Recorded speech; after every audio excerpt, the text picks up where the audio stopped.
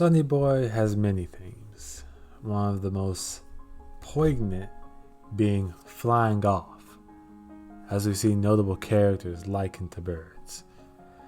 For example, Nagara. In the first opening 30 seconds of the series of the show, Sonny Boy, Nozomi comes up and plucks a feather off of him, which is strange for many reasons. One being, he's inside of a classroom. How does he get a feather on him? Well, Nagara he's kind of like a bird.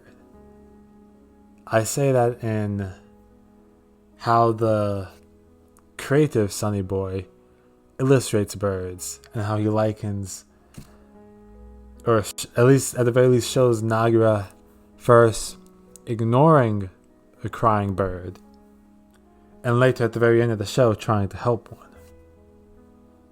But at the same time, in a way, Nagara is that bird. Because, well, at first, he's left alone and unhelped. Nozomi comes in his life, and she sort of acts to help push him into sort of flying off and flying away, as birds do. Now, interesting enough, one of the things I didn't pick up on really the first time I watched the show, Sonny Boy, was that Yamabiko was heavily characterized as a bird. In fact, in the episode of the show where Yamabiko talks about his past, and we learn a lot about a character called War and the island they live on and stuff like that. But we also see War tell Yamabiko that push himself, to have the courage to do so, to break out of his shell and fly off.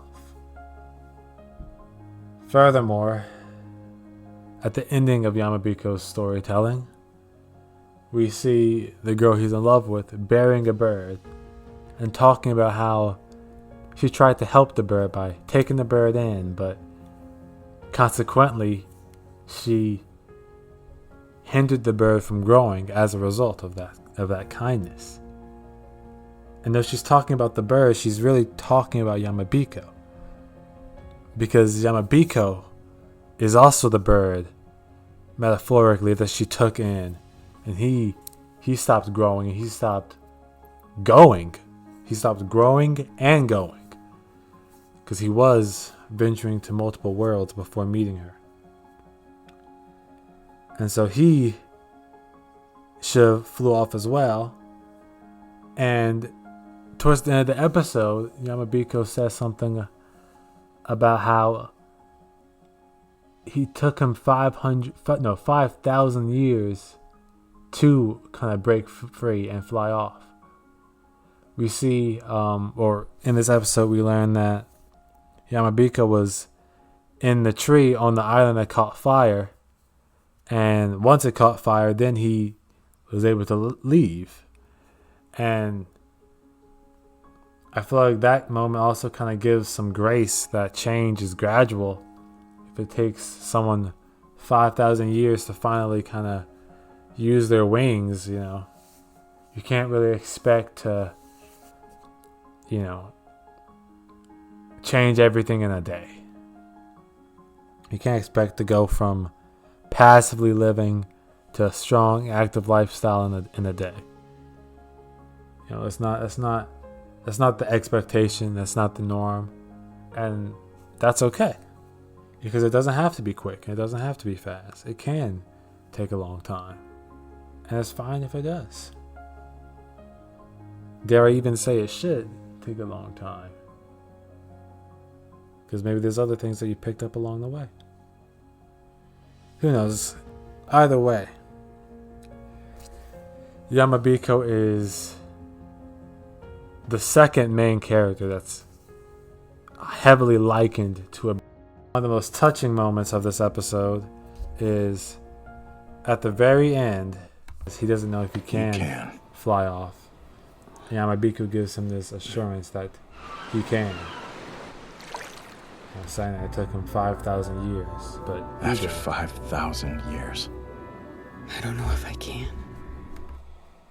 And so, I guess the ending theme is you can grow and you will grow, and that takes time. Thank you for listening.